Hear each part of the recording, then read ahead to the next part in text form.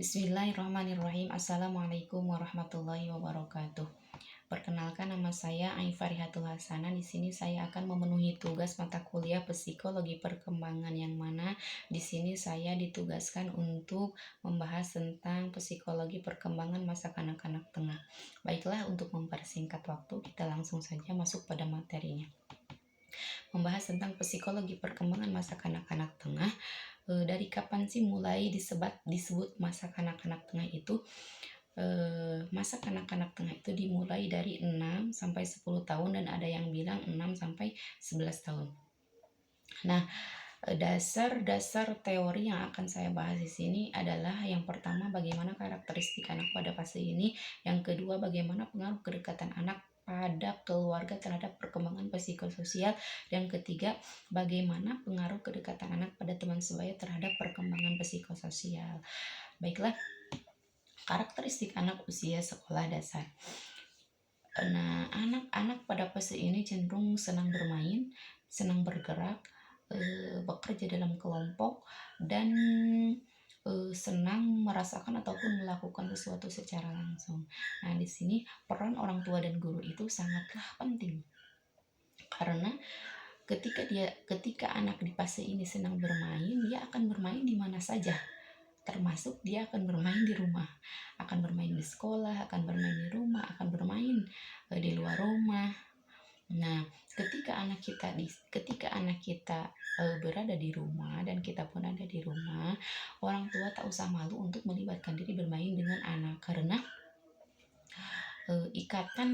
kedekatan anak dan orang tua itu sangatlah berdampak positif. Contohnya seperti ini.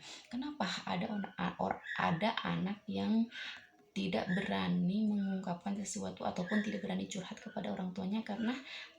Karena kedekatan anak dan orang tuanya itu kurang, sehingga nantinya dampaknya anak itu akan curhat kepada orang lain daripada kepada orang tuanya sendiri, karena anak dan orang tuanya itu tidak terlalu dekat.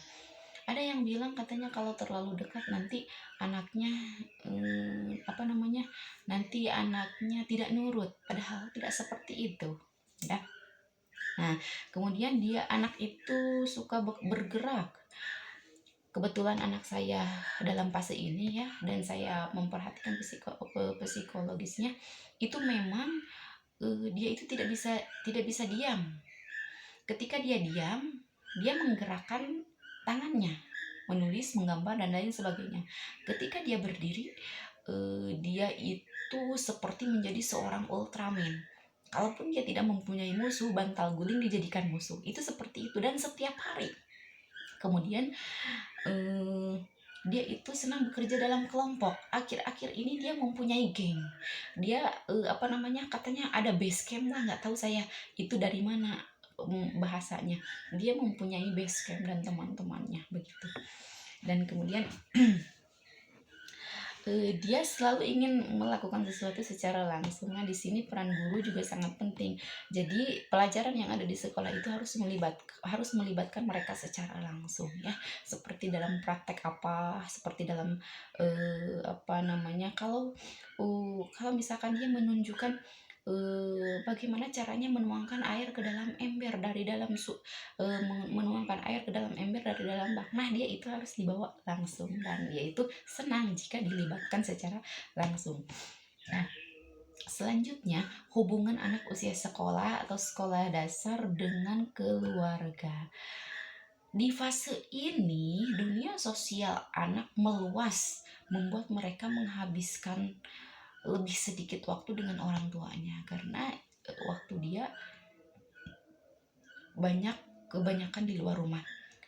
Nah, orang tua tetap harus menjadi bagian penting dalam proses ini, karena keterikatan orang tua pada fase ini sangat dibutuhkan, disebabkan dengan tingkat reguler emosional anak yang lebih tinggi dan lebih sedikit kesulitan dalam mengidentifikasi emosi. Nah, karena anak itu seberapa lamanya anak ada di luar rumah, tetap dia akan kembali ke rumah ketika dia menemui sesuatu yang dia tidak mengerti. Nah, jadi kalau misalkan contoh pribadi saya ya, Ketika dia tidak ada di rumah, lama tidak ada di rumah, otomatis orang tua khawatir karena dia belum makan. Kemudian dia datang ke rumah. Bunda, katanya, kata teman aku, kalau misalkan orang tidak makan itu akan mati. Katanya akan sakit. Katanya, apakah itu benar? Katanya. Dia pulang ke rumah menanyakan hal itu karena dia tidak percaya kepada sahabatnya.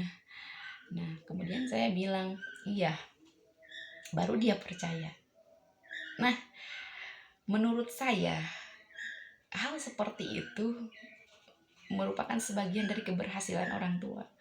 Karena dia lebih percaya kepada orang tuanya daripada kepada orang lain. Kemudian, hubungan anak usia sekolah dasar dengan teman sebayanya. Hubungan anak prasekolah atau usia sekolah dasar dengan teman sebayanya itu ada hal positif dan ada hal negatifnya juga.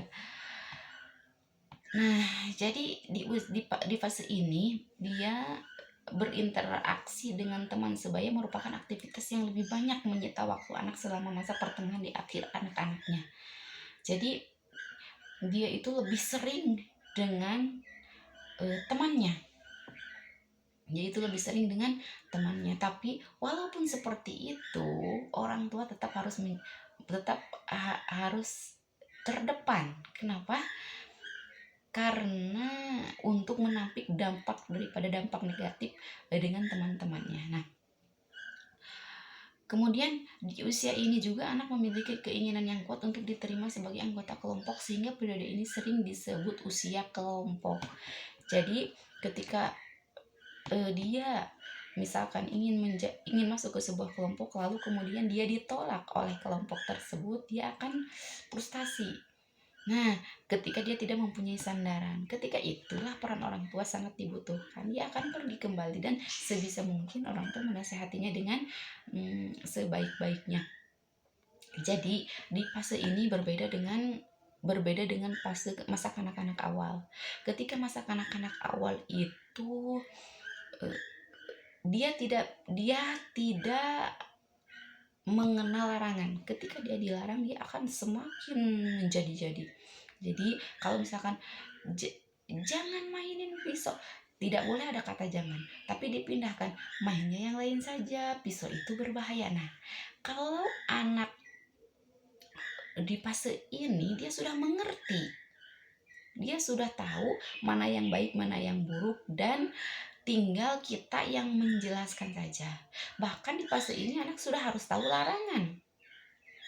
Ketika ada yang bilang dia tidak boleh mengenal kata jangan, kalau menurut saya pribadi justru dia harus tahu larangan.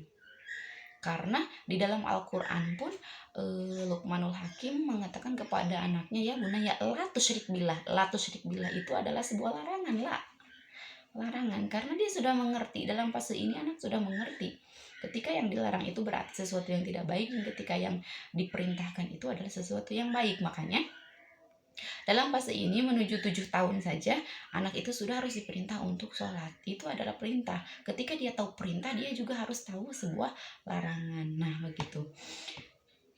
Kemudian dampak negatif dari teman sebaya juga bisa menyebabkan beberapa dampak buruk, seperti penolakan atau diabaikan oleh teman sebaya. Itu akan membuat mereka kesepian dan akan membuat mereka bermusuhan. Nah, ketika misalkan anak dia sudah merasa tidak nyaman ataupun bermusuhan dengan temannya, anak itu akan kembali kepada orang tuanya dan akan meminta nasihat kepada orang tuanya. Berbeda dengan anak yang tidak dekat dengan orang tuanya yang tidak mau melibatkan diri untuk bermain dengan anaknya. Anak itu akan canggung, dia akan sendiri, dia akan menyendiri. Nah, jadi seperti itu. Kemudian teman sebaya juga dapat merusak nilai dan kontrol dari orang tua. Ketika dia lebih percaya kepada temannya, otomatis orang tua akan diabaikan oleh anak kita. Jadi walau bagaimanapun dalam fase ini peran orang tua itu lebih penting. Mungkin hanya itu saja yang bisa saya sampaikan. Mohon maaf atas segala kekurangannya. Terima kasih. Wassalamualaikum warahmatullahi wabarakatuh.